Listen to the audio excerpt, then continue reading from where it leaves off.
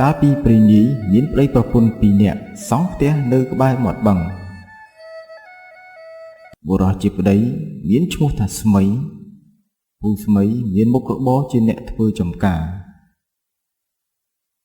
នៅពេលទំនេរពីការងារធ្វើស្រែចំការពូស្មី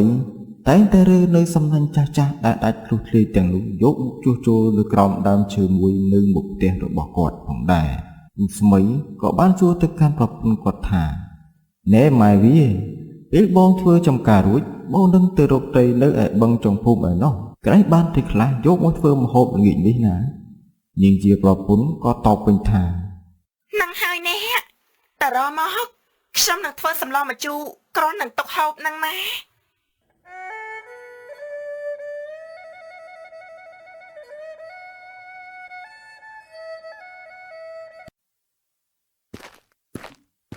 បុរសជាប្តីបានធ្វើដំណើរទៅចំការដោយសពមួយដងដោយនៅក្នុងដៃមានកាន់សំណាញ់ទៅជាមួយផងដែរនៅពេលធ្វើចំការរួចគាត់ក៏បានទៅរកត្រីតែម្នាក់ឯងនៅឯបឹងចុងភូមិឯណោះនៅពេលទៅរកត្រីម្ដងគាត់មិនងាយនឹងត្រឡប់មកផ្ទះវិញទេតតែល្ងាចបានគាត់ត្រឡប់មកវិញមានពេលខ្លះគាត់បង់បានត្រីហើយគាត់ក៏បង្កាត់ភ្លើងអាំងត្រីដែលគាត់ទុកបាននោះហូបជាមួយបាយនៅក្រោមដើមឈើដ៏ធំមួយនៅមាត់បឹងលាយឡំនឹងខ្យល់អាកាសបរិសុទ្ធទៀតផងរីឯខ្យល់បក់មកល្វើយក្បែរមាត់បឹងទៀតសោតធ្វើឲ្យគាត់ដេកដួងលក់មួយភាំងចោលនៅកញ្ចប់បាយនិងត្រីដែលគាត់បានអាំងលុះពេលគាត់ភ្ញាក់ឡើងមិនបានឃើញកញ្ចប់បាយនិងត្រីអាំងរបស់គាត់នោះទេគាត់គិតថាប្រហែលជាមានសត្វព្រៃណាមួយអូសយកទៅហើយនៅពេលដែលគាត់កំពុងតែដេកលង់លក់នោះជាការពិតណាស់សត្វព្រៃនោះគឺជាខ្មោចទឹកដែលរស់នៅក្នុងបឹងនេះឯងខ្មោចទឹកនោះបានឡើងមកស៊ីបាយនិងត្រីអាំងរបស់គាត់នៅពេលដែលគាត់កំពុងតែដេកលង់លក់នោះឯង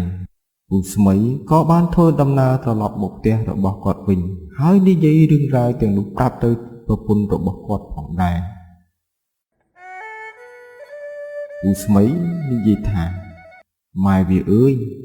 បាយនឹងត្រីដែលខ្ញុំអាំងទុកហូបជាមួយបាយនោះមិនដឹងជាសត្វមកពីណាទេអូសយកទៅបាត់ហើយនៅពេលដែលខ្ញុំដេកលក់មួយភាំងប្រពន្ធក៏តបវិញថាប្រហែលជាសត្វព្រៃនៅក្បែរនោះទាញយកទៅស៊ីហើយអញ្ចឹងលុះស្អែកឡើងពូស្មីក៏បានធ្វើដំណើរទៅចំការនិងទៅរកត្រីនៅកន្លែងដើមឈើដ៏ធំនោះដដែលទៀតហើយបាយនឹងត្រីរបស់គាត់ក៏បានបាត់ជារៀងរាល់ថ្ងៃផងដែរទើបធ្វើឲ្យគាត់ដាក់ការសរសៃនៅក្នុងកូនចិត្តថាវាមិនដែលសត្វមុខពីណាអូសបាយនឹងត្រីរបស់អញរាល់តែថ្ងៃនោះទេវ៉ៃបាត់នោះបាត់ពេកទៅហើយពូស្មីក៏បានធ្វើដំណើរត្រឡប់មកផ្ទះវិញដោយដៃមានកាន់ត្រីខ្លះៗដែលរកបានយកមកផ្ទះវិញដោយសពមួយដងលុះពេលមកដល់ផ្ទះនាងជាប្រពន្ធក៏បានសួរថាឯងណាហេតុអីត្រីនៅក្នុងធុងនេះមានលំអើច្រើនម្ល៉េះពូស្មីក៏តបវិញថា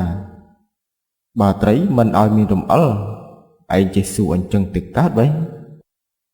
នាងជាប្រពន្ធក៏តបវិញថាទឹកដែលនៅក្នុងធុងនេះមានរំអិលមិនដូចជារំអិលរបស់ត្រីទេណាឯងស្មីក៏បានអើតមើលឃើញសុទ្ធតែរំអិលដែលមិនមែនជារំអិលរបស់ត្រីនោះឡើយ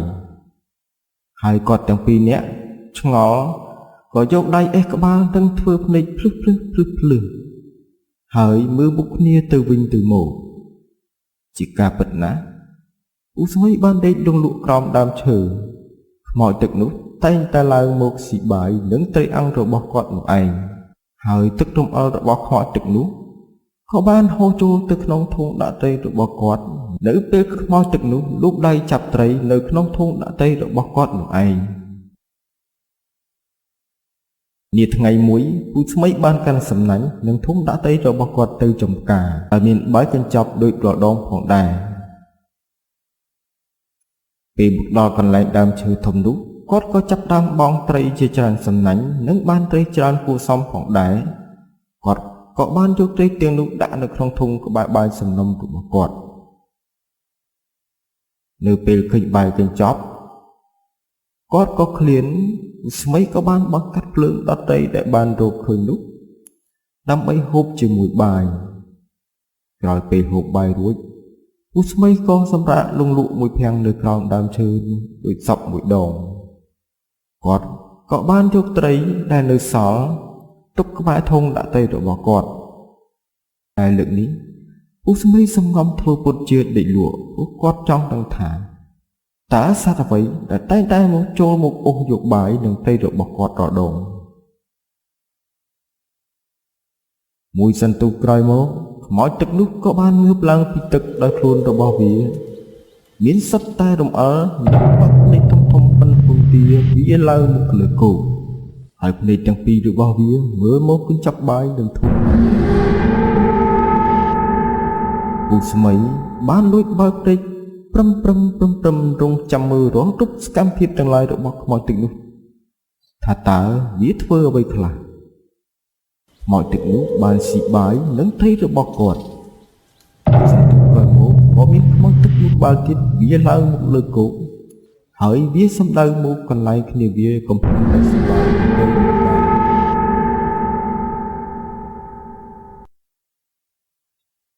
ធ្វើឲ្យពូស្មីចាប់ដើមមានអារម្មណ៍ភ័យខ្លាំងឡើងព្រោះអ្វីដែលគាត់កំពុងរងចាំមើលនោះមិនមែនជាសត្វព្រៃនោះទេតែវាជាខ្មោចទឹកពីក្បាលទៅវិញហើយទ្រាំមិនបានពូស្មីក៏បានធ្វើរើខ្លួនបន្តិចដើម្បីតែខ្មោចទឹកទៅពីក្បាលពូស្មីធ្វើជាកម្រើកខ្លួនបន្តិចខ្មោចទឹកនោះក៏បានលងហើយលោតពងចូលទៅក្នុងទឹកបាត់ទៅពូស្មីឃើញដូចនេះក៏មិនបងអង្គយូរក៏បានរត់ចោលសំណាញ់នឹងត្រីដែលគាត់ទុកបាននោះបាត់តែម្ដងលុះពេលរត់ទៅដល់ផ្ទះពូស្មីក៏បានដេកឈឺ2 ទៅ 3ថ្ងៃឯណោះដោយឃើញសភាពមិនស្រួលប្រពន្ធរបស់គាត់ក៏បានហៅលោកគ្រូណាងមានជំនាញខាងមុនអាគមស្ដោះផ្លុំនិងដេញខ្មោចរួចហើយពូស្មីក៏បានរៀបរាប់នៅរឿងរ៉ាវទាំងនោះទៅប្រាប់លោកគ្រូណាងឲ្យបានដឹងផងដែរចាប់តាំងពីពេលនោះមកអ្នកភូមិគ្មានចាស់ប្រុសស្រីលែងហ៊ានទៅរកត្រីនៅក្បែរបឹងនោះតែម្នាក់ឯងទៀតហើយ